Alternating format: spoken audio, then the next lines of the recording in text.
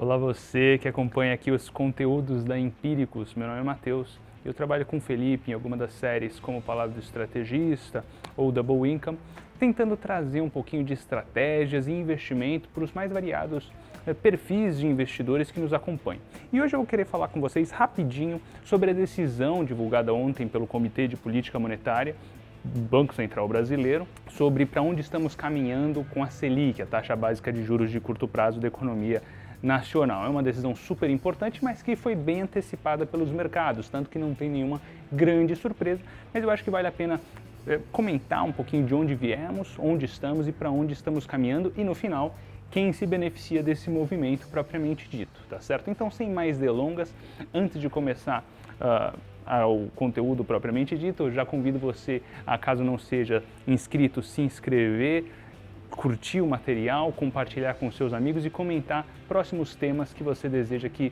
possamos trazer para os nossos assinantes, para você que nos acompanha, tá certo? Então vamos lá. Bem, ontem, na noite de ontem, tivemos a decisão de política monetária por parte do Comitê de Política Monetária e da decisão, propriamente dito, foi um aumento de 100 pontos base, 100 base points, né? Uma elevação de 1 ponto percentual de 5,25% ao ano de Selic Meta para 6,25% ao ano. É uma evolução, foi o quinto ajuste, né? Nós estamos num processo de aperto monetário, ajustando as expectativas, tentando, né, ancorar as expectativas de inflação que estão bastante acentuadas. Foi o quinto ajuste sequencial da taxa básica de juros. Estamos no patamar mais alto desde julho de 2019. Você consegue ver agora, vou deixar uma imagem, toda a evolução. Você pode verificar que nós estivemos ali entre 2015 e 2016 num patamar bastante acentuado de 14,25. É a mais alta no histórico recente, né, nos últimos anos. Depois a gente ficou ali, veio reduzindo a taxa de juros, respondendo à desaceleração da economia brutal que nós estávamos passando. Depois, né, ali de 2015 a 2016 foi a crise desse período. Depois a gente teve uma resposta de política monetária bastante dovish, expansionista. Ela paralisou ali entre 2018 e 2016 no patamar de 6,5 e veio caindo. E daí 2020, durante a pandemia, acentuou bastante a queda da taxa básica de juros para 2%. A gente fica com 2% do final do ano passado até o início desse ano. O Banco Central Brasileiro até propôs um forward guidance, que ele se comprometia em manter a taxa de juros básica por mais tempo. Se provou ser um equívoco de política monetária, é isso, tanto que o Banco Central, por conta dessa medida, ficou o que nós chamamos de behind the curve, atrás da curva, teve que correr atrás do próprio rabo, basicamente, para corrigir o equívoco de política monetária, porque a inflação ficou bastante descontrolada. Então a gente está num processo de ajuste monetário, como você pode ver, e por quê? Né? Em resposta à inflação, que também está bastante acima da meta. Nossa meta está em torno agora de 3,75%, eu digo em torno porque tem uma banda superior e inferior, né? A banda superior é 5,25%, e nós estamos nos últimos 12 meses ali, em agosto de 2021, em 9,68%, ou seja, bem acima. Você consegue ver a evolução, eu vou deixar outra imagem para você, a evolução da inflação nos últimos 12 meses, para você ver como ela está carregada, como ela está bem forte, né, bem carregada. Por quê? Por alguns motivos. Primeiro, o Covid, né, a gente teve um choque na cadeia de suprimentos nunca antes visto, choque este que ainda não foi solucionado em várias partes do mundo, não é só no Brasil, não é exclusividade nossa, mas nós sentimos também. Então você teve, nunca tentaram antes na história de tirar a economia da tomada e religar de novo. Isso teve várias consequências em termos de oferta e de demanda, né? Você religar uma indústria, você não conversa direito com a demanda que já está demandando da outra ponta quando você reaciona a economia, então isso prejudicou a precificação dos produtos. Em segunda instância, o dólar aqui no Brasil também, nós somos um país muito importador de produtos, bens de consumo. Como o dólar se desbalanceou, tem um vídeo aqui no canal do Empíricos que eu explico como é difícil você antever movimentos do dólar e como ele varia em função de vários fatores, não é exclusividade de um único fator, então é muito difícil você antever movimentos do dólar propriamente dito. E ele se desbalanceou ao longo dos últimos 18 meses, isso teve uma pressão inflacionária também. Tem a questão das commodities, que teve um primeiro semestre muito forte, isso traz pressão de custo para as empresas, ou seja, elas repassam esses custos em um segundo momento para o consumidor, também gera inflação, tanto que você pode ver até um descompasso entre o IGPM, que seria mais para o atacadista, ali para o produtor, e para o consumidor amplo, né, o IPCA, que é o índice que eu mostrei agora há pouco. Você tem também o choque da reabertura, então agora a gente está reabrindo alguns setores da economia com o processo de vacinação, com a mitigação da pandemia, propriamente dito, né, virando uma coisa mais endêmica. E claro, você tem um choque de preços no setor de serviços que foi muito penalizado antes, então ele vem com muita força, porque tem muito consumo empossado, né? Você tinha consumo empossado e você tinha setores pronto para serem abertos. Então você vai numa porrada só. E por último, agora, mais recente, a gente tem cada vez, de maneira, não é recente, a gente está falando disso desde outubro do ano passado, vale deixar claro, mas agora ficou cada vez mais evidente, a gente passa por uma crise hídrica, eu fiz um vídeo sobre esse tema, se você ainda não conferiu, sugiro que você o faça, em que eu comento os desdobramentos práticos da crise hídrica e porque ela é importante para os seus investimentos. Mas isso desbalanceou a inflação, o Banco Central não conseguiu antever, até mesmo, era muito difícil, né? Agora é óbvio, claro, a posteriori tudo é muito óbvio, mas ali atrás era muito complicado, de certa maneira, pelo fato de ser um país emergente, o Brasil, e com muitas idiosincrasias, um ano antes de eleição, né, pós-pandemia, colocar uma trava como Forward Guidance, como foi o caso, foi bastante complicado e bastante questionada por vários gestores já anteriormente, mas daí ele não só abriu mão do Forward Guidance, como deu um cavalo de pau e começou a subir os juros violentamente, tanto que a gente veio de 2% no início do ano para 6,25% e estamos caminhando para mais. Ele contratou mais alta de juros, eu vou falar isso já já. Mas, de maneira geral, a gente teve um comunicado, uma decisão em linha, tanto que não deve ter nenhuma surpresa no mercado. Tá? A gente estava até vindo de algumas semanas com o mercado tentando precificar algo como 150 pontos base de alta, 125 pontos base de alta, em vez dos 100. Mas, em evento recente, o próprio presidente da Autoridade Monetária veio a público, esclareceu, ó, não vou ficar reagindo a cada dado de alta frequência que for divulgado. Eu tenho um plano de voo, não posso ficar reagindo, senão eu prejudico a minha credibilidade, que já foi colocado em questionamento anteriormente, né? Então não posso fazer isso. Isso acalmou os mercados e alinhou as expectativas para a maioria dos economistas entenderem como 100 pontos base, que foi confirmado, como a mais provável. E por isso não teve nenhuma grande surpresa. O comentário dele para a próxima reunião, as perspectivas para o próximo passo, ele antecipou já. Isso já é mais ou menos certo, eu coloquei um meio certo aqui, mas um ajuste de mesma magnitude, ele coloca mais 100 pontos base em outubro de 2021, levando a Selic meta para 7,25% ao ano, e aqui já é uma especulação, uma ponderação possível, que a maior parte dos especialistas tem falado. As pessoas estão divididas, qual será o último ajuste em dezembro. Pode ser que seja de 75 pontos base, levando a Selic para o final de 2021 para 8% ao ano, acima do juro neutro. Já estamos agora, né? Estamos já próximo do juro neutro. O juro neutro, né, aquele que não estimula e nem desestimula a inflação ou a economia, ele está em torno de 6, 6,5%. Então a gente já está no patamar de juro neutro. Quando a gente for para 7,25, a gente já vai estar acima, ou seja, a gente já vai estar atuando para desestimular a economia e, portanto, controlar a inflação, ancorar as expectativas de inflação, e 8% ainda a mais, né? Mas os economistas ainda estão divididos em relação a qual amplitude será esse próximo ajuste de dezembro, né? Se será 75 para 8%, se será de 100, mais 100 pontos base. 125 pontos base, depois ele ter mandado um recado como ele mandou da última vez, é mais difícil, né? Ele mandar para 8,5%. Mas ainda assim, nada é impossível. A gente sabe que ele reage, ainda que ele tenha um plano de voo e não reaja a todo dado de alta frequência, ele tem algumas sensibilidades e ele está de olho em alguns riscos, né? Continuidade das reformas, a própria crise hídrica, descompasso da moeda, enfim. Lembrando que o objetivo principal do Banco Central é a de preservação do poder de compra da moeda. Então ele está respondendo a inflação para manter o poder de compra da moeda, manter o poder de compra do consumidor, do brasileiro. Mas ele também tem uma preocupação com o crescimento e com o desemprego, tanto que ele deixa isso em aberto, né?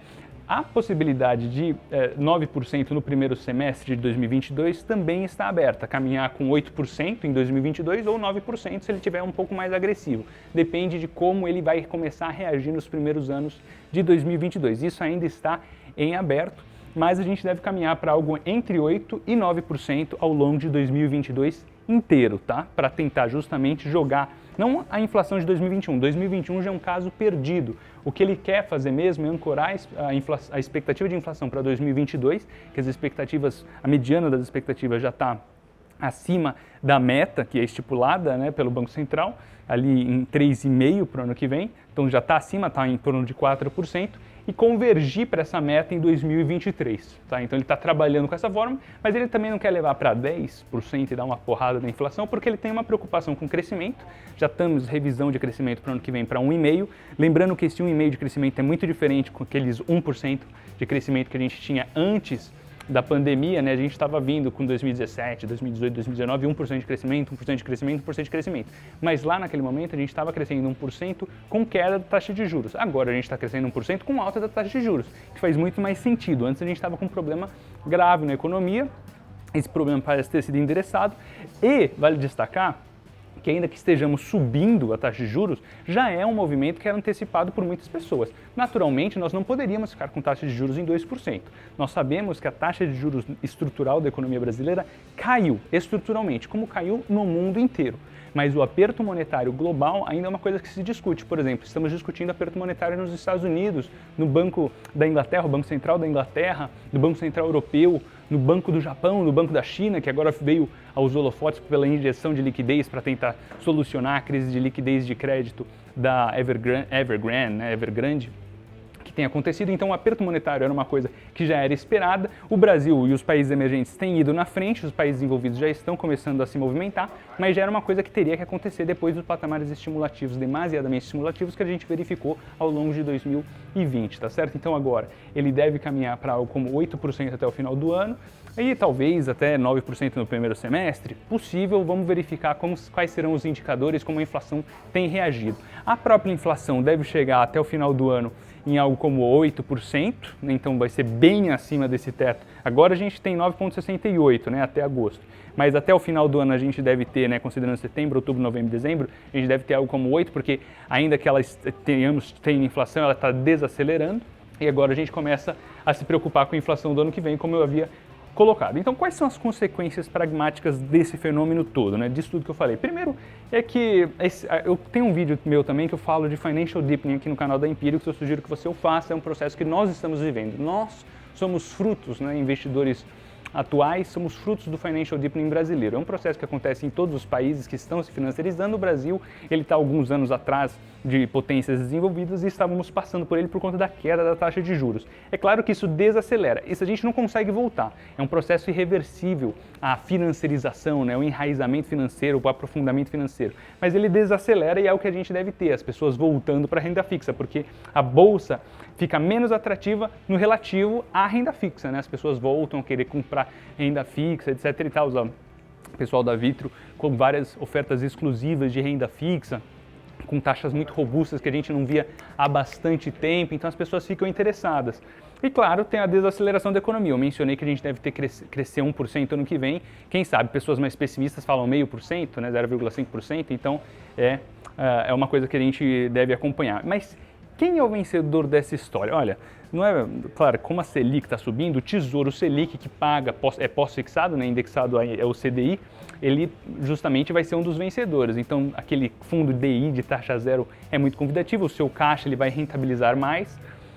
Para quem tem interesse em títulos indexados à inflação também é uma coisa, mas daí é mais longo, né? Então, o CDI, prazos mais curtos, né? A Tesouro Selic em prazos mais curtos, e os de inflação em prazos mais longos. A gente deve endereçar a questão fiscal até o final do ano, que deve dar uma aprimorada nos prêmios de risco que tem pesado sobre os vértices mais longos da curva.